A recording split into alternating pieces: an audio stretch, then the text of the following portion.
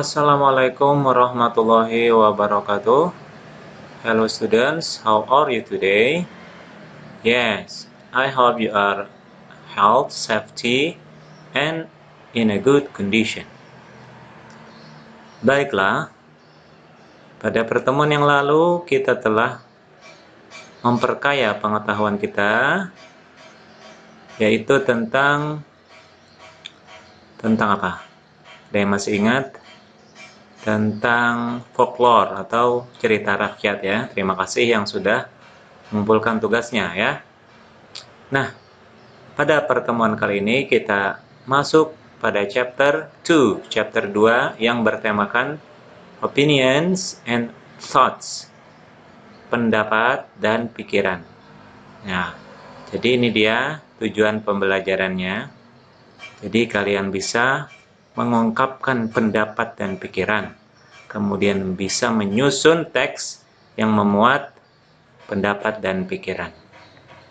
Kita lanjut.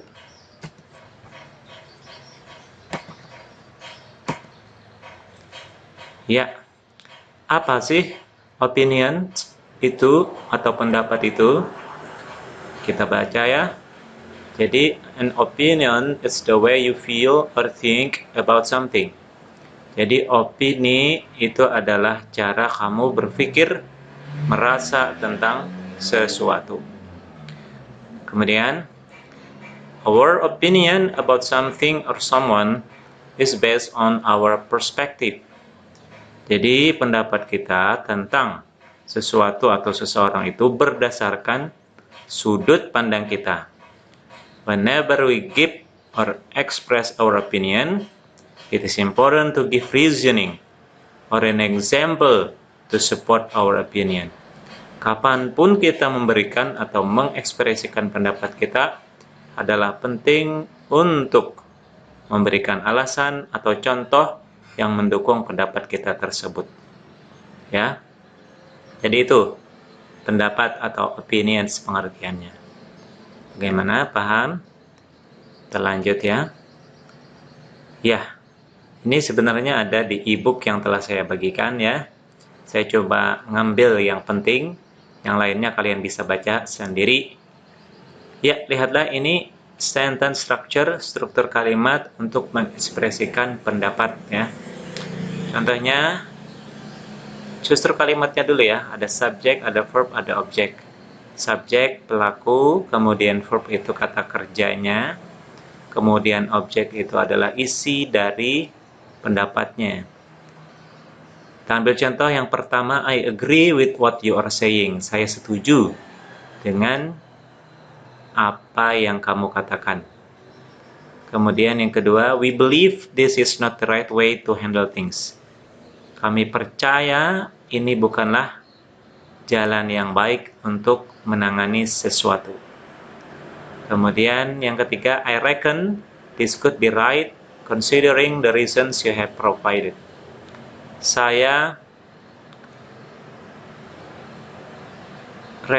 kira ya, ini bisa menjadi benar berdasarkan alasan yang telah kamu ajukan.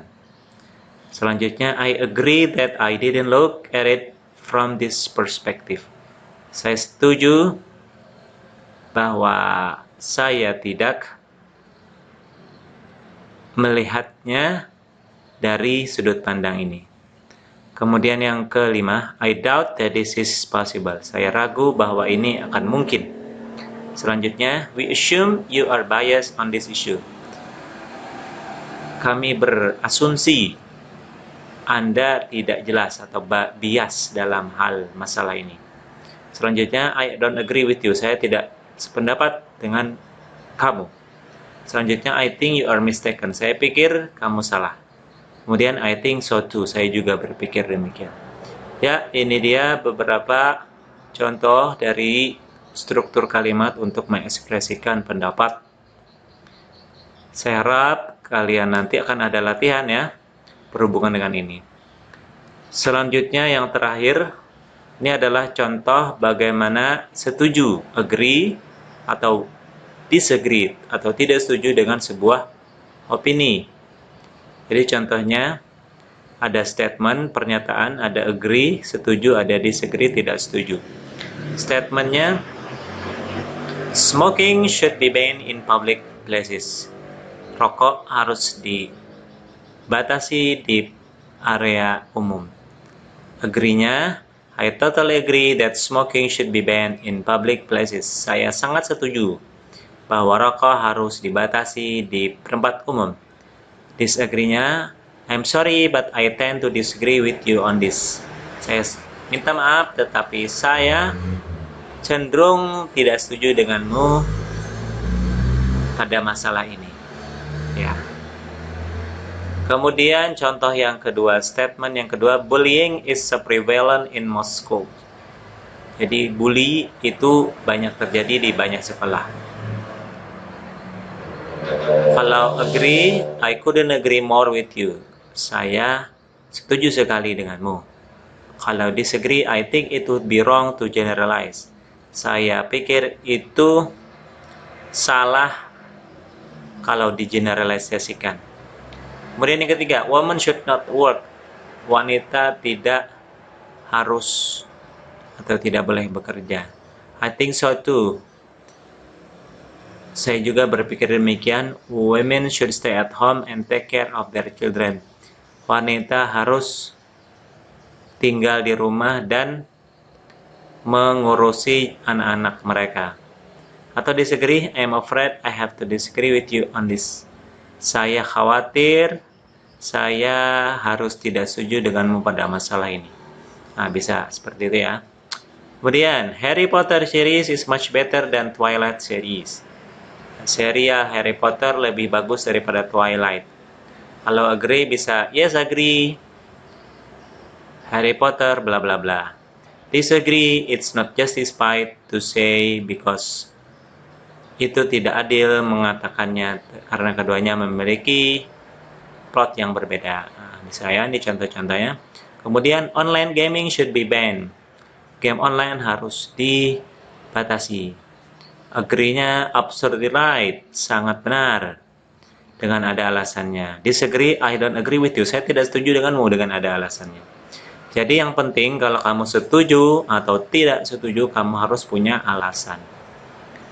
Ya, ini dia tugas untuk kalian. Buatlah sebuah dialog pendek saja, tidak usah panjang-panjang, yang memuat di dalamnya ekspresi opini, expressing opinion ya, yang berhubungan dengan belajar di kelas selama pandemi corona. Nah, jadi bikin dialog misalkan antara A dan B, kemudian dia menyatakan suatu pendapat tentang belajar di kelas selama pandemi corona, kemudian B-nya menanggapi, ya bisa setuju atau tidak setuju. Seperti itu saja.